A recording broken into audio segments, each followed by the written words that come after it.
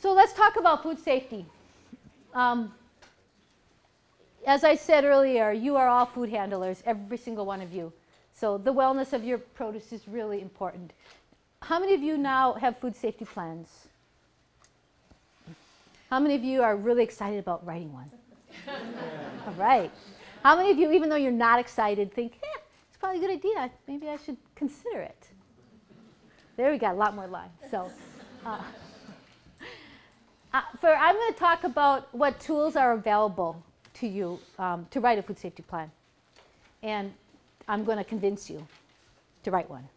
So you put your hand on your heart right now and say, when I leave here, I'm going to write a food safety plan. But it is really, really important. And I think we've already talked about some of these risks that you're going to want to look at. But you're going to assess your system, your growing system, your packing system, your delivery systems, and look for the areas that are issues. And then figure out how you're going to deal with them is really what it boils down to. And the majority of the issue is animal and water related. You know, the animals have feces, whether they're insects or cows or people. Those feces get in the soil, they get in the water, they get in the feed, they get on the produce, flies sit on the produce, and it becomes an issue. You know, on our farm, we use composts and we use manures, and we use them to organic standards. So we, you know, if we're going to use uncomposted manure, we always do it within more than 120 days before we're going to harvest. But we also think about it in other ways, like we're not going to bring it onto the farm in August when we're harvesting because it's going to bring in a lot of flies. And then those flies can sit on our produce. So we're not just thinking about the field that we're applying the product to, but all those ways that those feces can get involved in our system. So really the heart of a food safety plan is the traceability.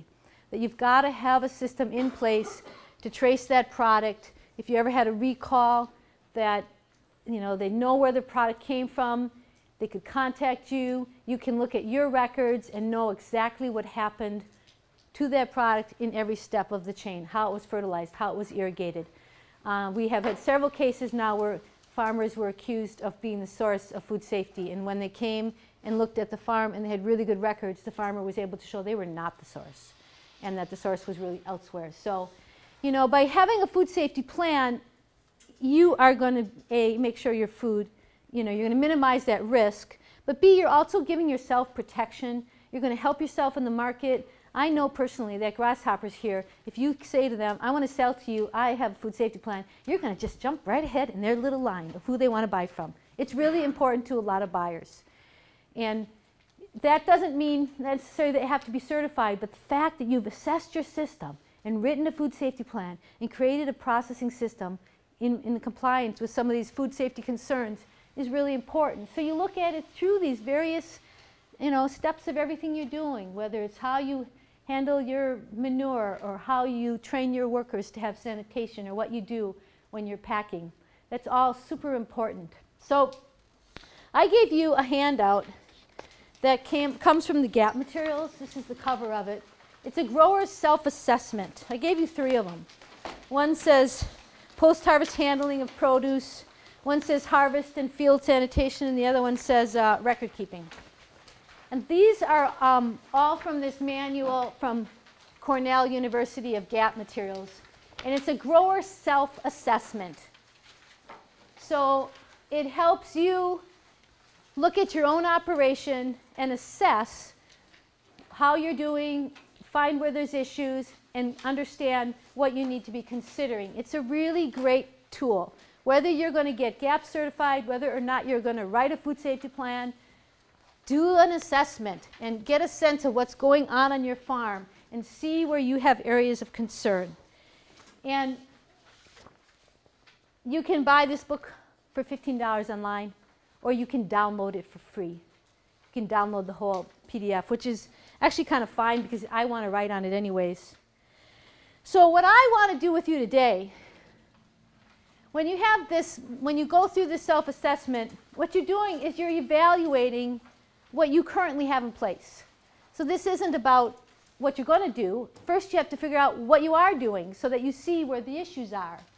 And then you're going to identify what changes in management you can do that reduce your risks. Because Food safety is really a management commitment, is what it really is. You are making a commitment to manage your farm in a way that recognizes that you need to take precautions and set up your systems in the right way to make it safe for food. And it's a commitment, and any commitment includes the process of learning and the process of improving. So even people that I know that are GAP certified, they tell me, you know what I love about GAP certification? This is 3 growers have told me this, is that when the GAP inspector comes, we always manage to find something that's an area where I can improve. And then I work on that for the next year. And they tell me I like that because it helps me get my system better. And this assessment can do a similar thing. And it'll help you then develop an action plan for what you are going to do in your own farm system. So there are these workbooks available. It's not regulated. It's free. It's really not that hard. And it gives you a tool to educate yourself, and anyone who works for you can really help you in delegation. So we'll work with one of these. And what I'd like you to do is pick one of these 3 that's relevant to your operation and what you're growing. Because the thing about a food safety plan is it has to be relevant to you and your system. If you don't do any hydrocooling, well, you don't need to assess yourself on hydrocooling. Everybody needs to do record keeping, unless there's someone here who doesn't need to brush your teeth. Then we might excuse you from the record keeping, but we won't really. That was a bad joke. Harvest and field sanitation, if you're growing crops, that's relevant. Post-harvest, somehow I managed to pick 3 that are relevant to all 3 of you. So pick one that you would like to work with. And I'm going to have you just right now in class start doing it. We'll spend 5 minutes or so, and then we'll have a conversation about it. So the way it's laid out, if you look at yours, is you'll see that first column is the management area. So that's the activity. I'm looking at harvest and field sanitation. It says grading and quality during harvest of crops. So if you're doing the best practice, you'd be training your workers to avoid harvesting bruised or dropped fruit and produce with evidence of animal or bird feces or feeding marks. If you're not training your workers, if you're not doing that, move over to the next one, which says bruised or dropped fruit or crops with evidence may be harvested, but they are heat processed. If that's not what you're doing, move over to the next one. And just read down that line until you find the one that's the statement that's true about your farm, and circle it so that you're figuring out what you're doing, if it's something that needs improvement or if concerns exist. And just go down those lists and fill that out for your farm, answering it for your farm. Did it make sense to you that you could see where you are, that you're assessing your own practices? And you're not judging right now, you're just assessing. You're looking, it's here. You're doing a self-assessment. Did anyone have any questions about the actual process or what you're trying to accomplish in filling this out? So somebody I was talking to, I was walking around, noticed that the, well, one person said everything they circled was in the needs improvement, prioritize change here. And how do you prioritize when every single thing is in the prioritize change here column? But somebody else asked me about cleaning their field totes. And so, you know, in the best practice, it says that every time you use them, you wash them, you rinse them, and then you sanitize them. So sanitizing can be, you can have like that hydrocooling tank can have water and sanitizer, and you can do a dip. So that sounds like a lot of work, doesn't it? How many of you are just so excited to wash and sanitize your buckets? Oh. I wouldn't be very excited either. I would delegate somebody myself. If you have somebody. Yeah, and so if I didn't have somebody. But, you know, if the systems are set up, it's not as bad. And, you know, I like to rinse my bucket as soon as I take the stuff out of it because the dirt's soft and it's wet. And, you know, it's really just like part of the process. And if you're doing it then, it takes maybe 10 seconds. You know, you took the product out and you got the hose in your hand, you just rinse it out and you set it aside. Then at the end of the day, you know, I might have to wash them a little more with the pressure washer, run them through the sanitizer tank. I actually find it doesn't take that long. And if I, you know, we have a relatively, you know, I'll call it a mid-sized farm. It's not large compared to California, but it's large compared to local. So there will be, you know, 50 to 100 boxes. And my staff can do it in like half an hour, run it all through the system. So it's really not that bad. So working with this tool, this assessment tool, if you go to the last page, you'll find this handy-dandy little record-keeping, this action plan. And so that's a really great place to figure out which of these issues you want to work with first.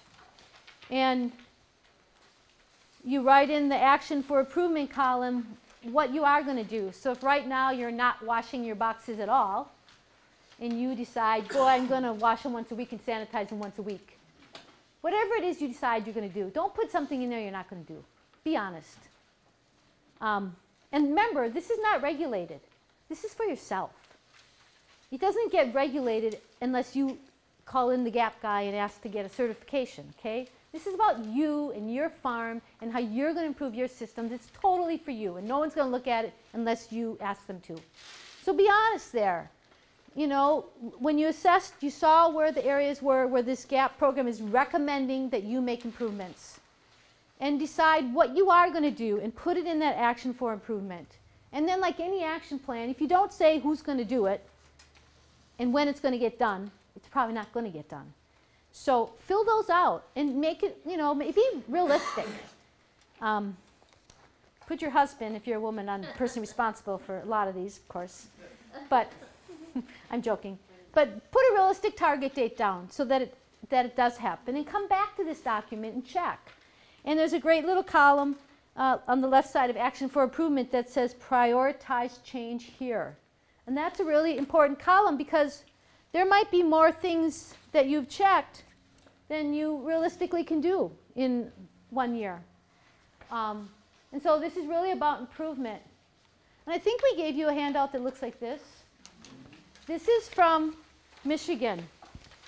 And I would encourage every state to do what Michigan has done, which is they've put together this Michigan Safe Food Risk Assessment, and I just gave you the last page of it.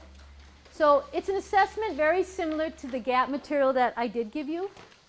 But what they've done is a little different, is because they've taken green ink, and on that assessment that looks a lot like what you had, they put the issues that are of the highest priority for food safety in a green block. And then, so you go through the whole assessment, you see which are the most important to do first. And then on the page that I did give you that looks like that, you go down that and check which of them you're doing and which you're not. And in Michigan, if you are doing so this page is just the green priority areas. If you're doing all of the things that are green priority, they give you a Safe Food Farm Certification of Completion. And you can show that to your buyers. And a lot of buyers are really pleased about that, and they're prioritizing those farms. So this could be a really great tool if you at least use this one and go down it to see where you want to start.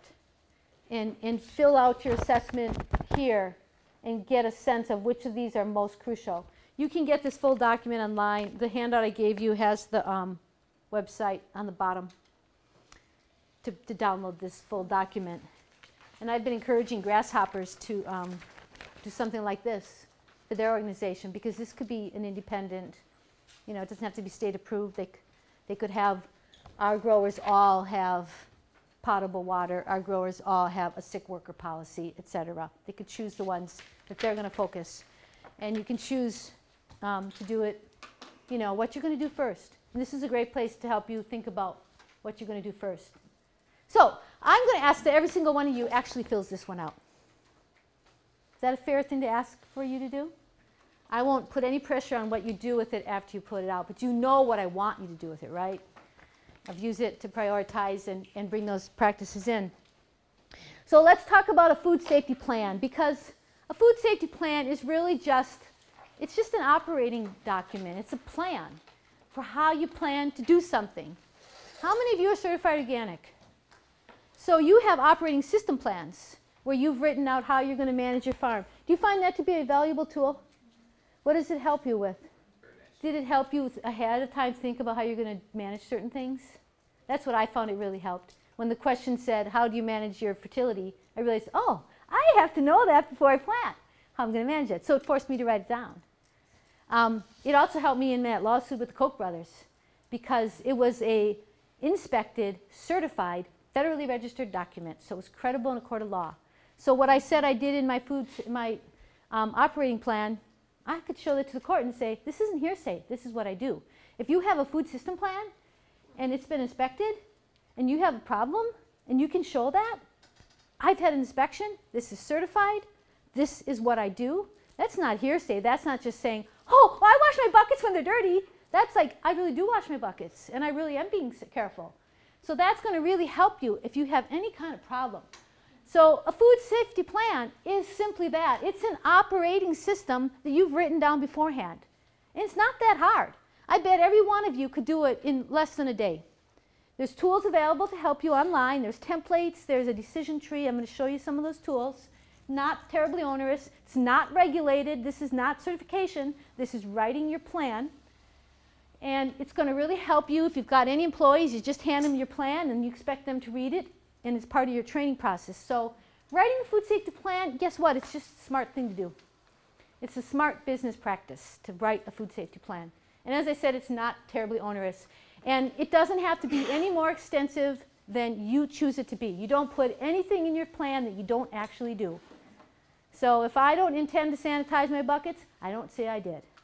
I put in that plan what I'm really going to do. Now, it's the first step to GAP certification. If you want to be GAP certified, you have to have a food safety plan. And then you would make sure you sanitize your buckets. But if you get a food safety plan written, you're already almost there for what you're going to have to do as the food modernization moves along and starts requiring more of you. So I encourage you to not look at it as, I just don't really want to deal with that, or that's something for other people. I really do believe every single one of us should have a food safety plan that's relevant to our farm. And I do believe that it's within our capacity. And that once we do them, once it's written, it's written. Then you just review it each year, fix it up, improve it, but it's there. I don't think this list is prioritized. It's not prioritized. No, this list is Michigan. In Michigan, if you want to get the certificate, you have to do everything on this list. And these are all the things that are in the green ink.